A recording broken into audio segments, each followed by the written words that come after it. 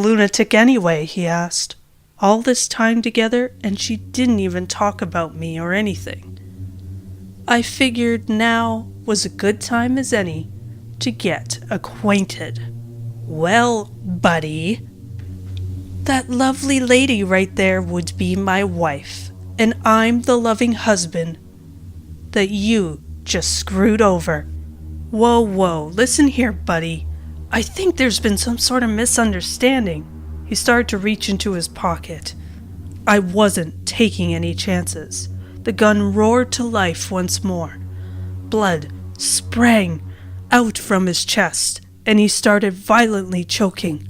I looked down to see him clutching his cell phone in his hand. I guess he didn't have a weapon on him after all. Honey, please, my wife sobbed as she sprang off the bed. She gently embraced me, trying to get me to lower the gun. You're upset. I know what I did was wrong, okay? But please, just put the gun down. You're confused right now, and I don't think you understand what's going on. The gun started trembling in my hand. I knew what I had to do, but at that moment, I felt myself struggling to do it. Bang! The gun went off one final time. Goodbye, my sweet. Her body went limp, and she collapsed into my arms. It's funny how life works. I wanted nothing more than to see her suffer, and now that she was gone, I was going to miss her. I tossed the gun onto the floor and gently laid her down on the bed. I turned to walk away when I tripped over her lover's body. What a way to go, shot for pulling out a cell phone. It looked enough like a gun.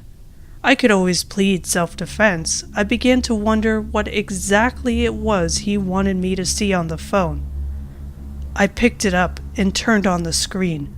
A series of text messages presented itself, wanted to be seen. Whoever was on the receiving end of those texts wasn't very talkative. I read them to myself. Hey bro, you there? Jerk, pick up the phone. Are you there, man? This isn't like you. Okay, I finally tracked her down. I know you're private, but I'm coming out to meet that new chick you've been seeing. If you're not gonna talk, maybe she will. I hope you're alright. Mom and Dad are gonna kill you if this is some sort of stunt you're pulling. The Man and the Screen Window. A story written by she who loves to read. I'm a female, and the story I'm about to share with you happened almost 10 years ago. At the time, I was 17 years old, and like most teenagers my age, I was content to lock myself away in my room with my laptop and headphones. In autumn of that year, my parents went up north for the weekend. We live in Michigan, and the Upper Peninsula is famous for its scenery at that time of year. I was left with the house to myself for the entirety of the weekend, and thought nothing of it. I enjoyed my privacy and didn't mind being alone. Let me tell you about my house and where we lived. Our house is very old, and a modest dwelling, 2 floors and a basement. All the bedrooms are on the first floor, since the second floor is an unfinished attic. The house itself is about 8 miles from the nearest town. The backyard is pretty large, with an even larger cornfield stretching out for acres and acres, separating the property from the lake on the other side of the trees. It wasn't isolated by any means. There are 5 houses very near, 1 on each side and 3 across the street.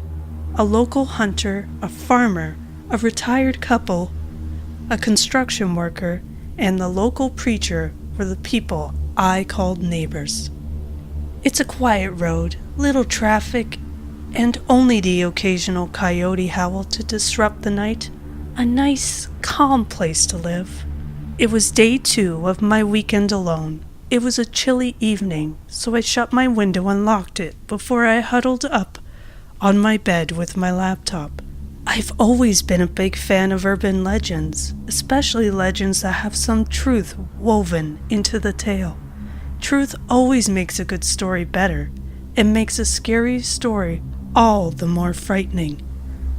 That night, I had no idea that I was about to take part in my own scary tale.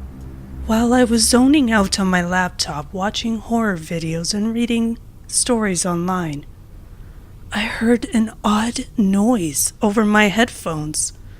I pulled one speaker away from my ear and focused on the sound. The sound was coming from my window. My room is a corner bedroom, and as a result, I have 2 windows. One window facing my neighbor to the west, and the second window faced the backyard. It was the second window that had the strange noise. At first, I thought leaves and loose branches were being blown against the screen since it was fall and weather in Michigan can get pretty harsh and unpredictable. But my reasoning didn't quite fit with the sound. It wasn't banging or rattling. It was like metal wires snapping. I removed my headphones and used my laptop screen as a light to see where I was walking without putting a glare on the window's glass. The curtains and blinds beneath were drawn, preventing anything from outside being able to see inside. I was nervous about looking outside. I was alone and I had no idea what was going on. I hugged my wall as I slipped my fingers under the curtains and slowly, carefully pulled back one of the blinds so I could look outside. There, standing in the darkness outside my window, was a person holding a knife, cutting at my screen. My heart skipped a beat as my blood ran cold. My instincts told me not to make a sound and stay out of sight. I slid down my wall and crawled on my hands and knees to my cell sitting on the small table next to my bed. I called 911 and whispered everything to the person on the other line. I told them someone was outside my window and he had a knife, and that I was alone. The operator stayed on the line with me and kept reassuring me that the police were on the way. I could hear my screen being cut open. I kept telling her I wanted to run, but she insisted I stay put and didn't make a sound. Suddenly, the snapping sound of the screen wires being cut stopped. I listened and almost screamed in fear when I heard a new sound. The knife was digging at the wooden frame of the window, and the man tried to pry it open from the outside. The motion light in the backyard suddenly flashed on just seconds before the red and blue lights of the arriving police car shone through my window. I listened carefully and heard someone running from the car to the backyard. I could also hear their radio clicking on and off as they checked the area. A loud knock at the front door made me jump. I heard a man call out for me, identifying himself as a cop. Still scared, I opened my bedroom door and crept down the hall. I peeked into the living room and didn't see anything. The knocking persisted, and again the cop identified himself. I peeked through the window and front door and saw him standing there, his eyes still checking the yard. I flung open the door and almost pulled the cop inside my house, just so happy to see someone else. He asked if I was okay and if I could give a description of the man I saw. I couldn't. He was wearing all black and had a hood pulled up, which shrouded his face. All I could do was describe the large hunting knife he used to cut my screen. His partner joined him on the front porch and told us that he didn't see anyone in the area.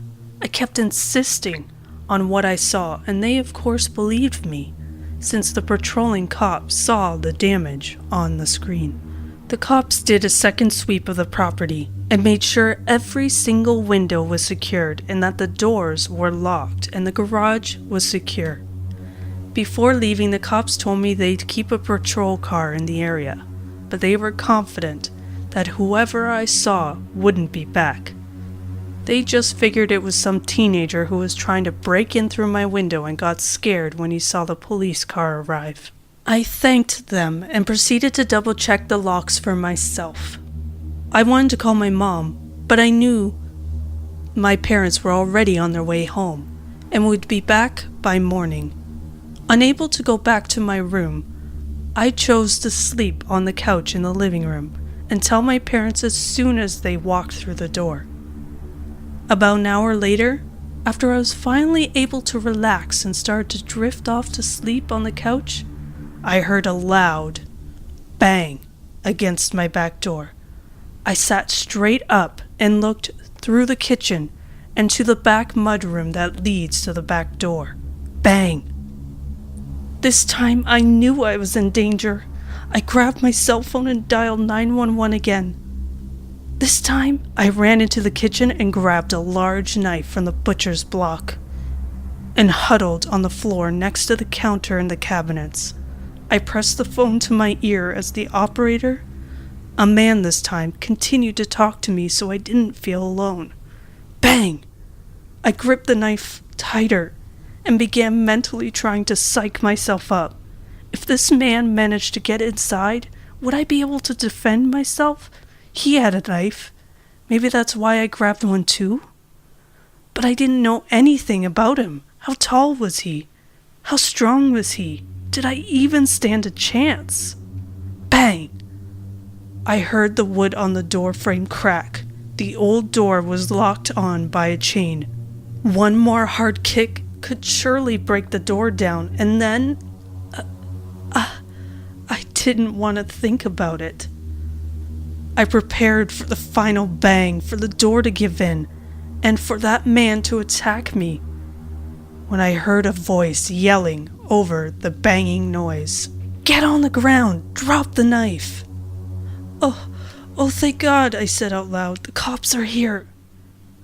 The operator on the line, who had been speaking to me throughout the entire ordeal, continued to try and keep me calm.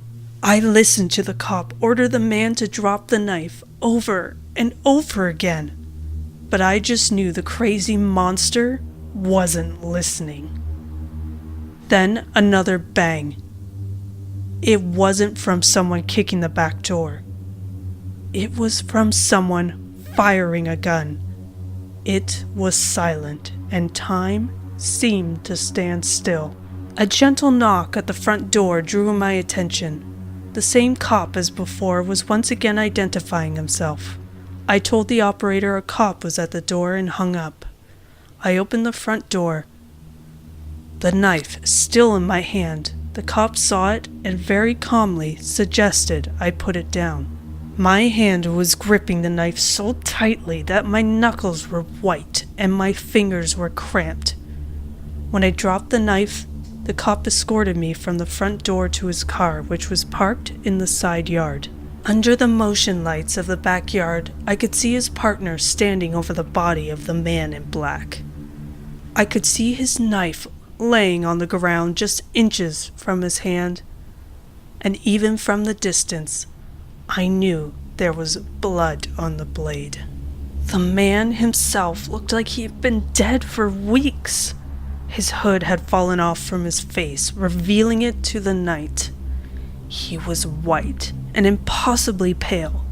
His skin was unnaturally aged with heavy wrinkles and lots of discoloration. His hair was long, stringy, and blonde. His eyes, still open, were sunken into his skull. I was taken to the police station to deliver a statement and to ensure that there were no other attackers on my property. When I told them everything I knew to the interviewing cop, another cop walked into the room with a file in his hands. He whispered something to the first cop and handed him the file. I asked the cop if they knew who the man was, and he nodded. I asked to know who he was and what he wanted. At first the cop didn't want to tell me, but I needed to know. I managed to coax the cop into telling me, and a part of me wishes I had let it go. The man was a chronic junkie who abused any and all drugs he could get his hands on. He was also a violent schizophrenic with bipolar disorder. He used to live in the area until he was finally locked up in a mental hospital about 20 years prior. The act that got him locked away all those years ago was a result of his attempt to burn down a local church, declaring that he was the true Son of God, and that all religious figures, priests, ministers, etc., were false prophets and tools of Satan. The cops figured that he was trying to break into my house because he thought it was where the preacher lived. He had the wrong house, and would have killed me anyway if he had gotten inside. After a moment of letting this sink in, I asked why the cops didn't see him the first time I called. His answer set shivers up my spine, and now I never look at my backyard the same. He told me that the man had hidden in the cornfield the first time and was watching the house from between the rows. He had never left. He was always there, watching the house and waiting for the police to leave. He was truly crazy, and I'm glad he won't be around anymore.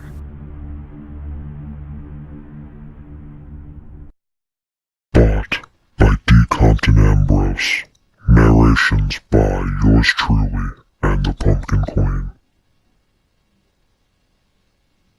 It had been 4 days since Julius McClunsky had left his house, maybe longer. Had it been a week already? He couldn't tell.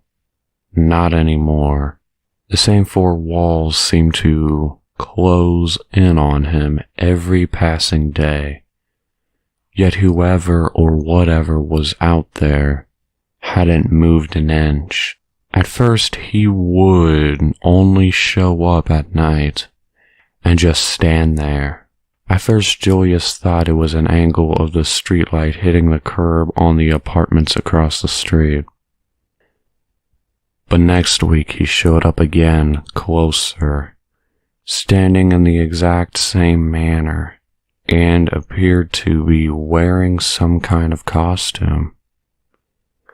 Julius had brushed it off again, this time as a hallucination from not getting enough sleep, spending too many hours awake researching Firewall Oasis and the new line of machines they were coming out with.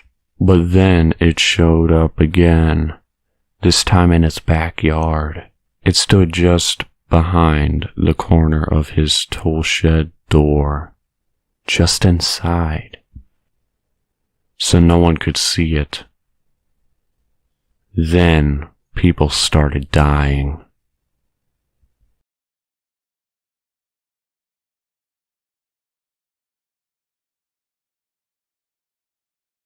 Chloe Morton had just gotten her 2027 edition of the Bobby Bluebell, a 3-foot all-home assistant. Ever since the release of the Roomba, Chloe had been obsessed with the robotic home appliances. She had bought a Roomba in 2020, starting her collection of the bit behind everybody else. After being enthralled by its efficiency, Chloe had bought a Q and a Landroid in 2021, raising the number of robots in her home to 3. In 2022, she had bought a Beam system, a Lynx for her Amazon Alexa, and a Riley Night version motion detection security system. But when she bought Bluebell is when things started getting weird. Chloe called the company, the one she worked for presently, but was a customer at the time, about Bluebell's strangely human persona. They assured her it was a state-of-the-art technology and designed to be at the best of the best. Everything else was rather simple. They explained the location of the instruction manual, which she purchased, but it explained very little. Then, when they said the user briefing on how to manage the item itself, She recalled that there wasn't one. They exchanged glances and agreed that there must have been an error or lower management. They said they would contact her immediately, as soon as they had more information. Then they ended the call. They never called back. She threw out the MIP when she noticed that Bluebell did things even MIP wouldn't do, like talk to her and compliment her outfits. Everything was fine, until Chloe realized it wouldn't turn off. Every day Chloe woke to go to work, starting on the third day. Alexa would announce, "Good morning, Chloe," which was normal, but then add, "Bobby would like to speak to you, urgently." The first day Bobby replied, "I'm glad you're operating at optimum capacity and ready to act at moment notice." Chloe blinked forcefully as she went to get her coffee ready. "So forgive me if I'm not understanding," said Chloe as the coffee cup filled with ground beans and hot liquid. "But you were checking on me. Why?" Bobby explained that he wanted to ensure of the survival of its owning human. "If my human does not survive or cannot operate at, the very least, potential optimum abilities, then nor can I." Chloe didn't think much of it, sipping her coffee and saying with a sigh, "Well, I guess all of you bots are just weird like that nowadays." Bobby cocked his obbling hat. "What do you mean weird?" Chloe shrugged. "Abnormal, bizarre, sometimes creepy." She shrugged again after another sip of coffee, beginning to realize how irritated she was. And the Roomba squeaked and beeped as it hovered over to where she had spilled some of the scalding beverage. "Roomba says he is happy to clean up," said Bobby curtly. Chloe nodded in a fit of frustration, setting her cup down and ignoring the synthetic beings, scurrying and jabbering about around her.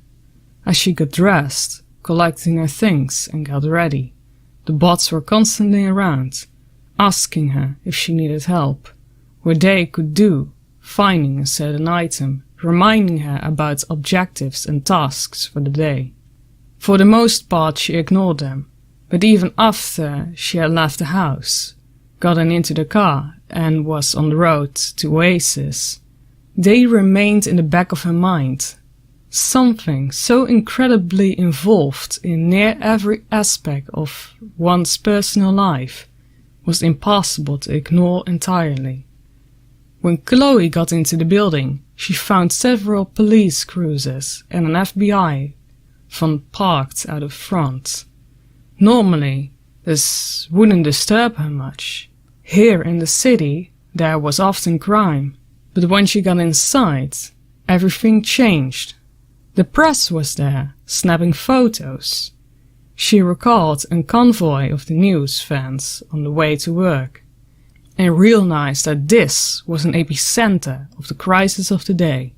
The mood was melancholy and dark. The employees, supervisors and others were all gloomy and frightened. She passed the room where the Korean division was demonstrating with a dentist, the new orthodontics assistant robot, to some student. It had always given her chills how humanoid the female figure was, notwithstanding her wide mouth, filled with teeth indistinguishable from the real thing. In another room, a blue-violet child case robot sat, glumly and lifeless, unattended to. Chloe found this one just as creepy, if not more so than the last bot. As Chloe arrived on the 10th floor, on which the officer of her boss resided, she didn't see the usual. What was happening was borderline nauseating. The radio, the killing it had talked of, was directly responsible of her company firewall oasis. Entire family wiped out by the collection of bots, some of which were even developed in Firewall Oasis laboratories. We are here speaking now with the Chief Financial Officer, Gregory Hudson. Mr. Hudson, you said you were in the middle of an experimental endeavor with your superiors when this occurred at 4:30 a.m. last night. Is this true? The reporter turned his Bluetooth in the direction of Hudson as he looked back and forth between the man and the camera, nodding intermittently. Yes, this is true, but the units we are working on were not yet sanctioned, and thus not on the market. So any correlation whatsoever between the tragedy in question and the business ventures is wholly non-existent. The entire room erupted in deafening jeers and protestations, so loud that Chloe had to cover her ears. The day only continued to get worse, to a point where she had to remove her badge and change clothing after various incidents of being attacked by passerbys in the streets. Needless to say, Chloe had no choice but to return home for the day by 1, for Firewall Oasis was quickly collapsing into bankruptcy and legal scrutiny. But even if the company itself fell, their holds on individuals the world over would never go away, because they manufactured the bots, and Analog Associates commanded the resources they needed to do so. "Welcome home, Cleo," said Alexa. "Would you like something to eat? I'm detecting an imbalance of nutrition in your body today." But before it got to continue, Chloe interrupted, demanding that the windows be dimmed. "Certainly, blinding lowering and screens tinting." Chloe wanted nothing more than to pretend today, and the past few days had not happened, and drown herself in some wine. She had only had a new Barbie into a few weeks, but was sure it could figure out for itself when to leave her alone. The next few hours went by readily normal. Most of the time she spent drinking wine and reading the newest installments of The Timekeepers by her favorite author, Ian Elijah Davis, before eventually getting bored with that and going back to her television. After roughly her 13th glass of wine, she noticed an unsettling visage out of the corner of her perspection. A towering figure, at least 8 feet tall, dominating her periphery. For a moment she sat petrified, unable to move a muscle, unable even to move her eyes. Finally, after about 10 minutes of stupefaction, she managed to push herself to look out of the corner of her vision. When she focused her eyes and head upon the terror, she found only the oblong-headed silhouette of Bobby Bluebell. She stood, motionless, for another 10 minutes. Chloe and Bobby engaged in a staring contest, unable to move. "Your chicken dinner is ready, Chloe," was all Bobby gleefully announced as he disappeared back into the hallway. "That does it," she thought. "I'm calling Analog Associates. I'm telling them my unit is malfunctioning and was behind the deaths of those people." She said almost out loud, catching herself. Chloe felt a hair standing up on her neck as she turned slowly to see Bobby was back, peeking out from around the corner.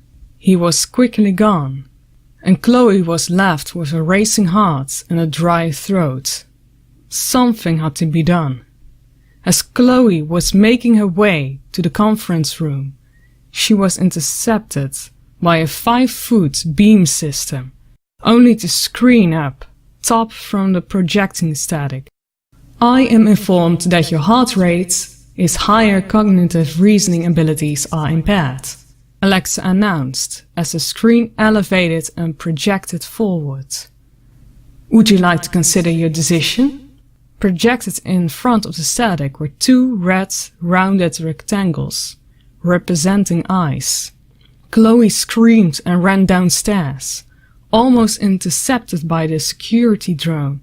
On the stairs, landing up the 3rd floor, she landed on the bottom floor to see the Roomba spinning into the room before shining a red beam onto her. She screamed again and ran into the master bathroom, through her own bedroom, locking the door. As she sobbed uncontrollably, the door began to crack inward. Chloe? Mother, you are unwell. Another smash. Mama, I want to give you dinner. You are hungry, Mama, shouted Alexa.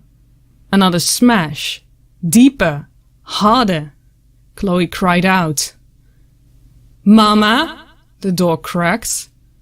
Mama, the machine cried. Its voice becoming distorted. It cried out again, even further distorted. Chloe took a chair and smashed out of the window over 40 floors up. It began to shimmy down the fire escape. She was halfway down when she realized the ladder was not extended and proceeded to use her weight to attempt to do so. While she was dandling from the bottom, she noticed something red out of the corner of her eye. The security drone had deployed and was looking straight at her. Chloe screamed, slipping off the ladder, and fell 26 stories to her death.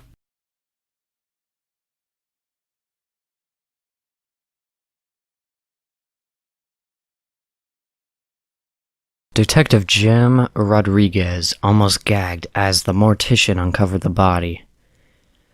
Several snapped ligaments and bones, including ribs poking out, spilled organs, and a lower section that had almost been entirely turned inside out. They're ruling at suicide, the attorney said as the body was recovered. But between you and me, detective, he continued, nobody would knowingly destroy themselves like this. Unfortunately, there's nothing to suggest, let alone prove, it was anything else. Jim sighed. What's your theory? Only 2 people were living in the apartment. Most moved out of the part of the town in 2026 after the Italian-Egyptian oil tank scandal. Well, he began, the old lady who was too old to force a 32-year-old divorced out of her window at that time of night. I think it would be smart to go with what everyone else is saying. That being the robots did it, Jim replied. Yeah, I mean, think about it. Ever since the McClinsky murders in 2023 in Eastern Germany, there were more than over 66 people killed in that exact 48-mile radius from Julius McClinsky's residence. All courts were forced, by all evidence, to convict the man, but he had nothing but fear and terror on his face. No remorse, no anger, no ego, just bitter fear. Why would a convicted murderer spill his guts on live television, his lifelong love for a man he had long considered his brother, among many other things? Like that, he was molested by his father and wanted justice. The official story doesn't add up in the way it should, and many people are saying the same thing. The rapid rise in a proliferation of robotics individuals is significantly altered the fabric of society in a timely and methodological manner. We can barely tell that it's happening. Thus, only those who pay obsessive amounts of attention to what is happening in the world today and follow the pattern can see it for what it is. Jim ignored the man and continued his search for the complex. The next day, he could find no evidence No wrongdoing. In fact, the next day he was told that Firewall Oasis had shut down and was relocated. Where is my next assignment? Analog Associates, its location is being uploaded to your GPS, and you have been granted all access on account of law enforcement. Director KD announced. Attorney Ollie Kruger wasn't sure if he was going crazy or something really was going on. He hadn't seen his friend Joe Dixon in 3 weeks, yet he could have sworn he saw him through his bedroom window across the alley in the building next to him. No one had seen him since, and the old lady at the convenience store downtown was acting weird. She seemed ill or troubled. "You sure you're okay?" he inquired a second time. "Don't be silly," she said flatly, incredibly flatly. "Get plenty of rest, Miss Fuller." A few hours later, it hit him like a ton of bricks. Her face looked like a mask.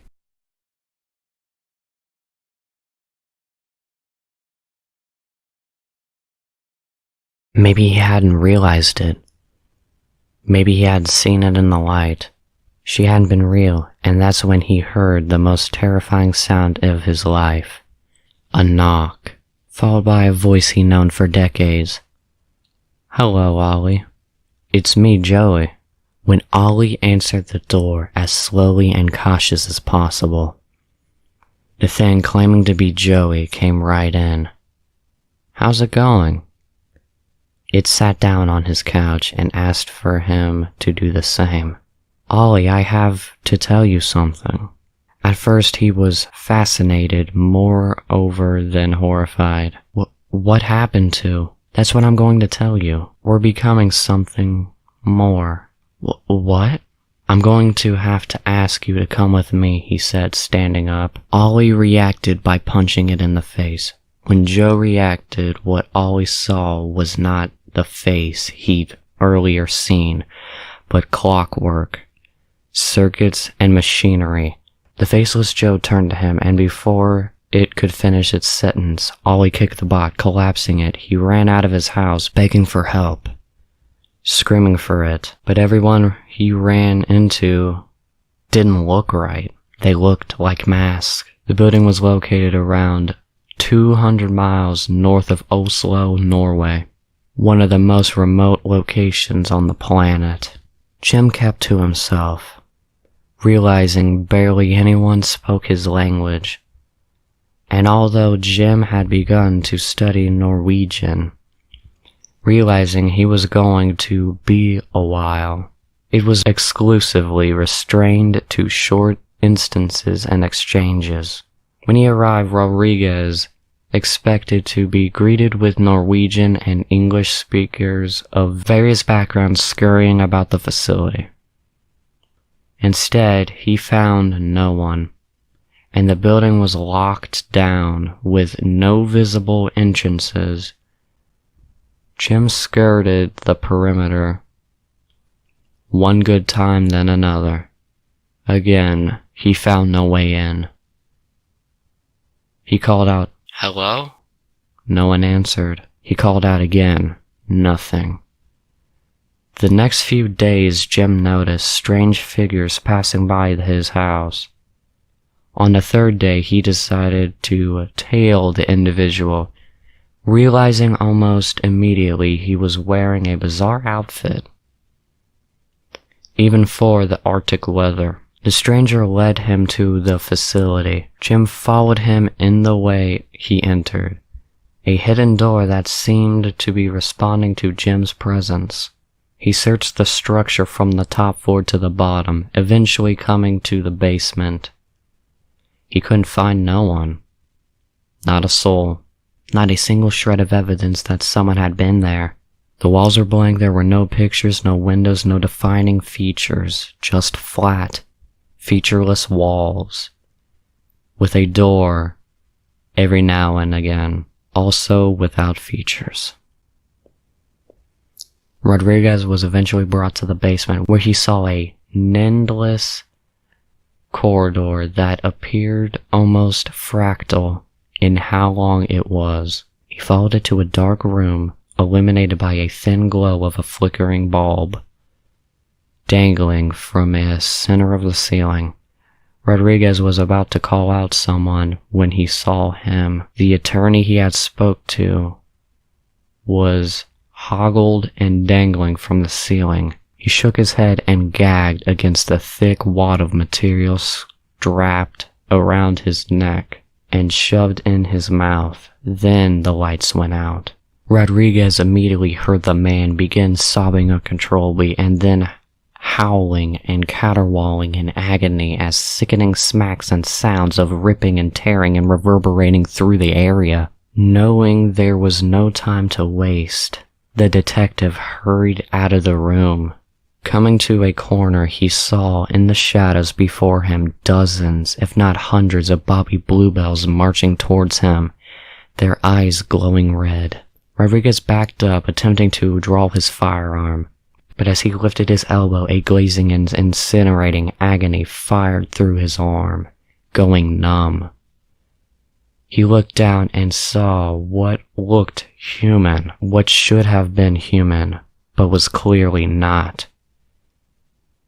And it was digging into his arm, right below his elbow. Jim screamed in terror and pain and kicked at the creature, which contorted and fidgeted in a way that was clearly exposing its being a transparent facsimile of a human. It was soon joined by identical copies of itself, what looked like a little Asian woman, gashing unrealistically, proportioned jaws and teeth. Unfortunately, however, this was not to be the apex of this nightmare. Jim screamed again as he saw a larger, dark figure walking towards him through the swarm of humanoid children, carrying a bluebell, which turned towards him with a blank stare, and joined by another of the human children bots produced by Firewall, was the consumed figure that he had seen earlier, if was not human. As he moved to book it out of the facility as quick as possible, Jim bumped into something. The detective turned and saw a beam system screen staring him in the face. Upon the screen was the golden ratio, expressed through events in human history. Detective Rodriguez never left Lakeshore Psychiatric, and the attorney's body was never found. What law enforcement and the United Nations did find, however, was that the recent series of events from the 2023 murders to the ones in 2027 was that they all followed a specific pattern, that of the Fibonacci sequence, the golden ratio, the singularity.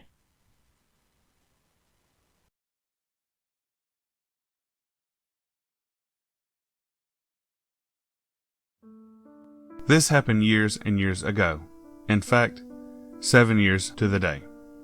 I lived in a sleepy little town in Massachusetts, right on a cul-de-sac that had a little path that led down to a pond. It was a picturesque town, the perfect place to raise kids. Then there was the woods. All the kids in the neighborhood were used to wandering around in the woods at the other end of the neighborhood. It was pretty much tradition. Whenever a new kid moved to the neighborhood, a bunch of us would show them all of the best spots to climb trees and play. Then there were the woods across the street from me. Even during the day, this stretch of woods was silent. No birds, no squirrels, nothing. If you went about a mile down, all of a sudden life seemed to come back, but nothing in that spot. My dog would go out of her way to avoid it, even refusing to cross the street and growling whenever I did. The kids came up with tons of urban legends explaining this. I remember a story about a zombie man who ate anything that came into the area. The reality of it was far worse. April 23rd, 2012 came around. A group of my friends had decided to spend the night at my house. Then we were all going to spend the next day at the pond at the end of the road. We were having the time of our 13-year-old lives, playing video games and telling scary stories. It was about 10:30 when we decided on Truth or Dare. Everyone was picking Truth when we first started. Then about halfway through, people started getting braver. Mostly because we agreed on not giving any dare that could make us sick, like licking doorknobs or toilets. Essentially no putting our mouths anywhere disgusting. We had people texting their crushes and flashing the next door neighbors, who were long asleep. Then it was my turn. Not wanting to look like a wimp, I chose Dare. Okay, go explore the woods for half an hour. I felt my heart stop. As soon as the words were out, my other friend were trying to make her change the dare, but I said no. I couldn't look like a wimp in front of all my friends. I was horrified, sure, but my 13-year-old brain figured nothing was worse than being embarrassed in front of my friends, so I agreed. I remember standing in front of the woods so vividly. My legs felt like lead. My flashlight was shaking in my hands and my phone was non-stop vibrating with messages from my friends who were watching from the safety of my room telling me to go for it. Eventually, I did. The moment I had taken one step into the dense tree line, I wanted to turn back.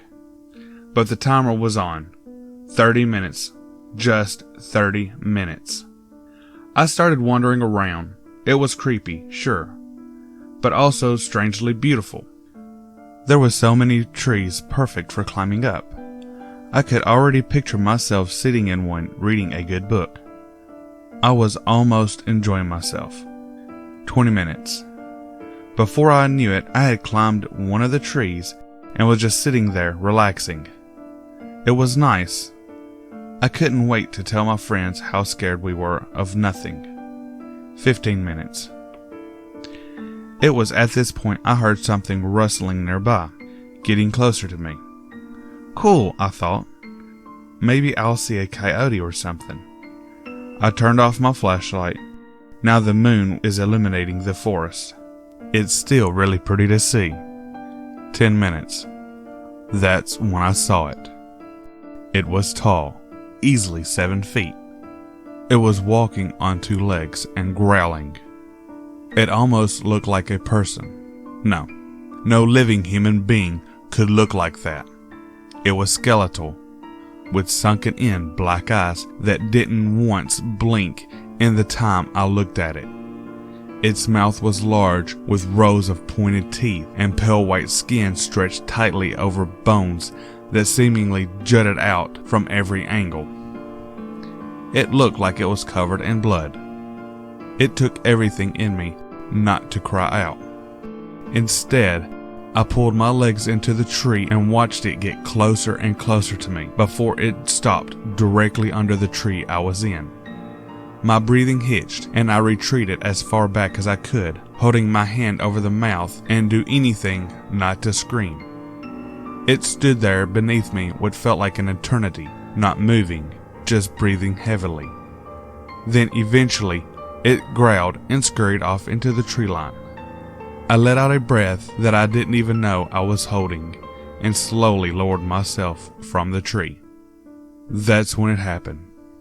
As soon as my feet touched the ground, the alarm on my phone signaled the end of my 30 minutes went off. Loudly. I rushed to turn it off and froze, praying it hadn't heard, until I heard an ear-piercing screech in the direction it had ran off to, then rustling coming directly at me. Fast. I didn't even think, just ran in the direction I had come from, not even bothering to look behind me, but I knew it was right there. I could hear it gaining on me, feeling it breathing on the back of my neck. It had to have been running on all fours by the patterns in its footsteps. Not that I'd really had time to care about that. I saw the lights to my house through the trees and put out all the energy I had into that final dash where I broke through.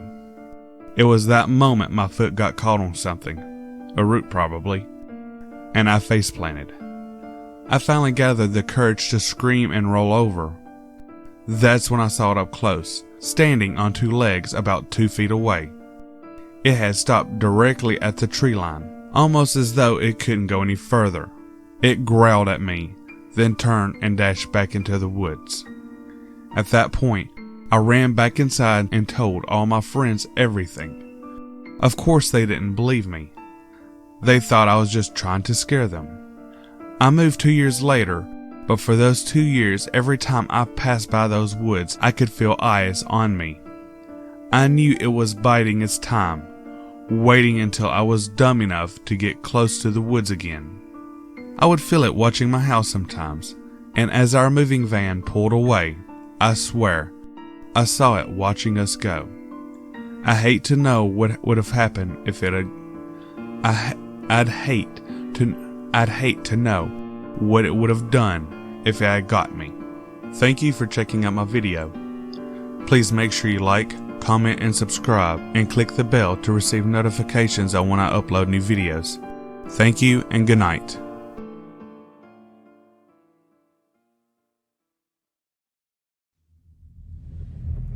Join the coven.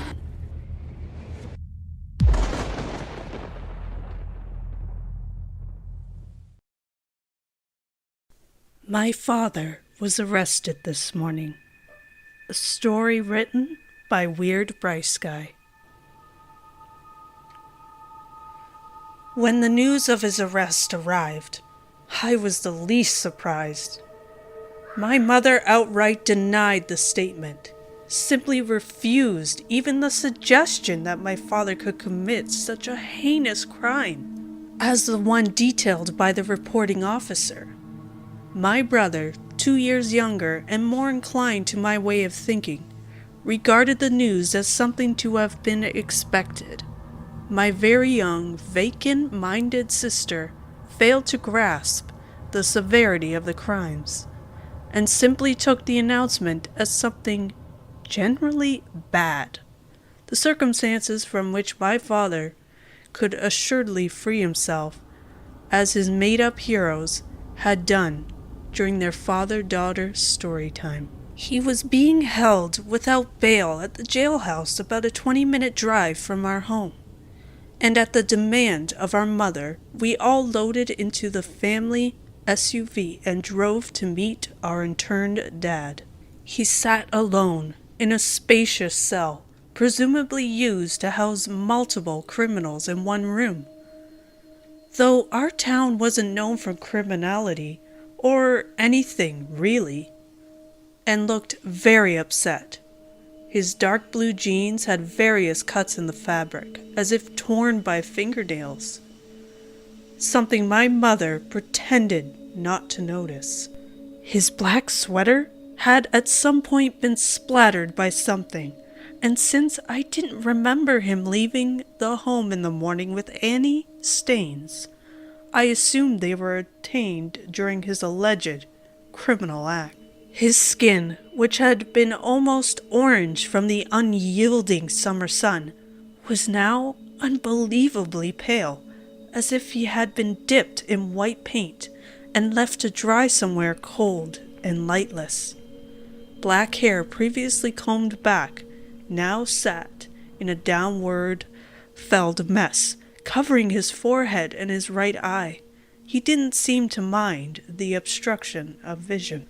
The officer who had led us to his cell said we had 10 minutes to speak with our father, and that due to the nature of my father's crime, he would have to remain in the corridor to supervise. We don't have a family lawyer. We've never needed one, and the suggestion of an attorney's presence was either unheard or ignored by my distraught mother. My sister, finally realizing the realness of the situation, ran to my father and hugged him. He didn't seem to notice her embrace nor our gathering in the room. He just stared at the floor, eyes set deep in his face, encircled by darkness born of tiredness or fright, while his mouth hung open and breathless. That's what unnerved me most. In the large, quiet room where, in any other city, several prisoners would be held, but in this, one only our father resided. You could hear even the smallest sound.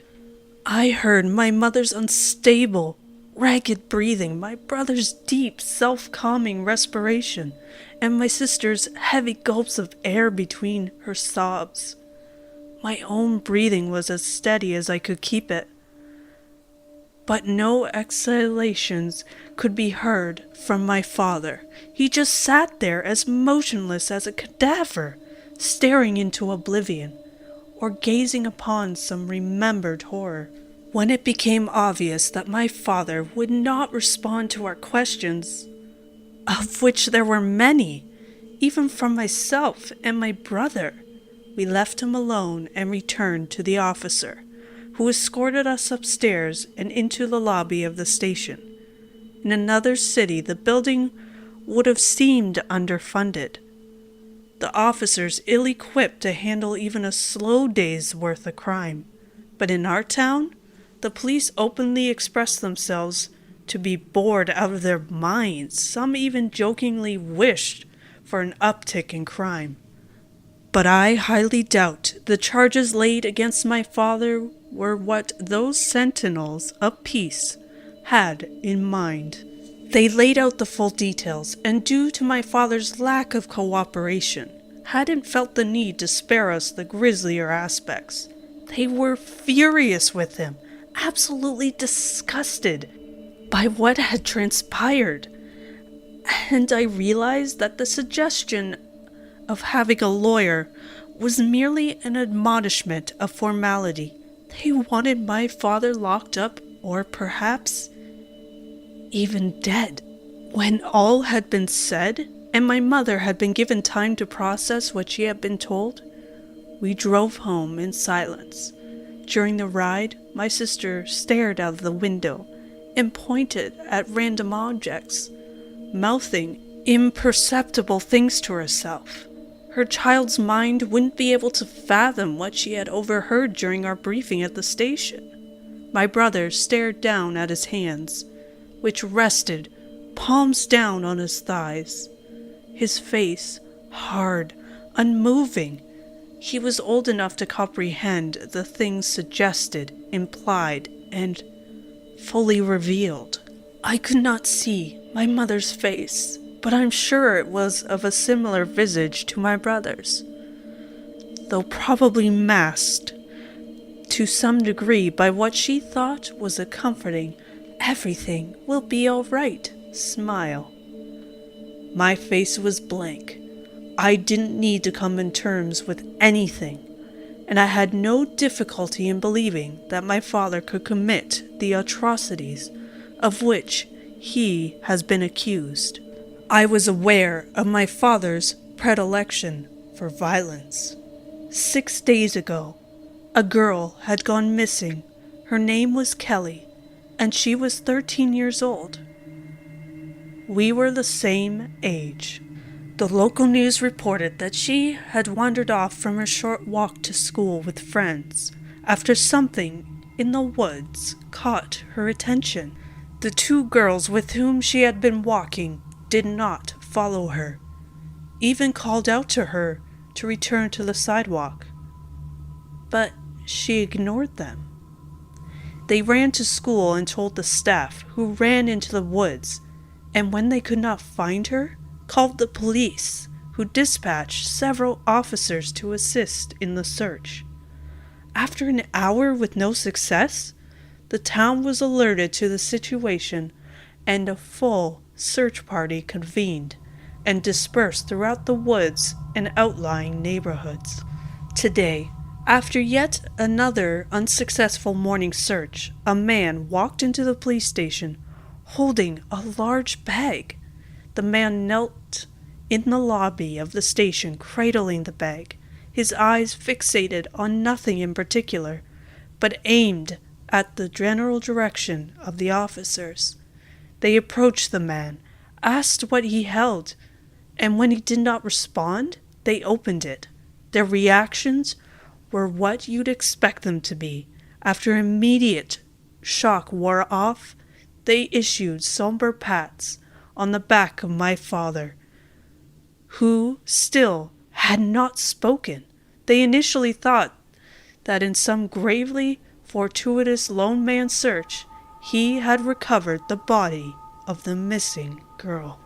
It was only when an officer noticed my father's hands and torn jeans that the atmosphere of the room dramatically shifted.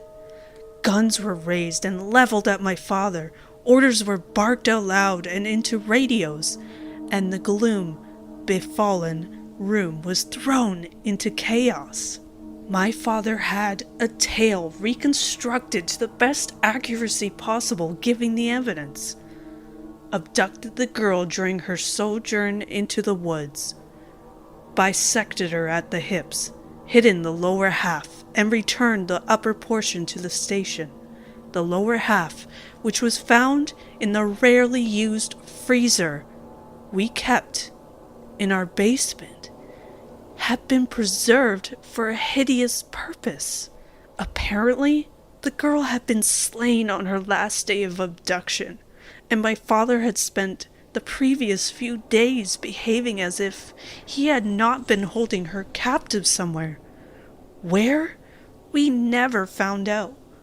Why he kept her for so long before committing his secondary crime, we don't know.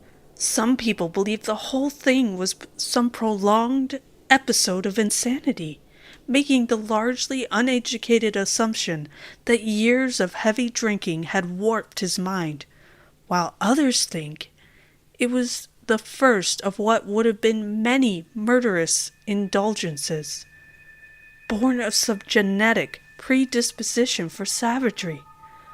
My brother took offense at that, despite not having any knowledge to disprove the assertion. He was only 11.